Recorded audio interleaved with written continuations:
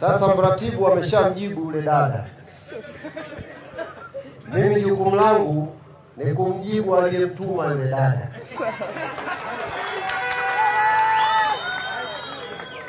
Jukumu langu ni kumjibu. Wanasema Waswahili, ukiona tembo juu ya mti ujue kafanyaje? Sasa mimi nitadili na aliyempandisha pale juu ya mti. Na kabla sijadili naye, twende kwanza kwenye ajenda ya kitaifa.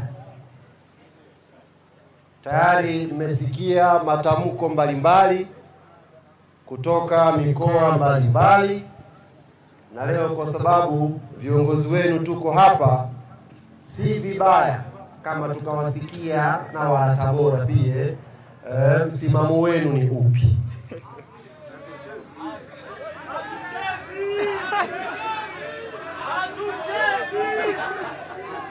Wa Tabora mnasemaje? Sijawasikia vizuri, sauti hazijafika kwenye mic. Wa Tabora mnasemaje? Asante sana.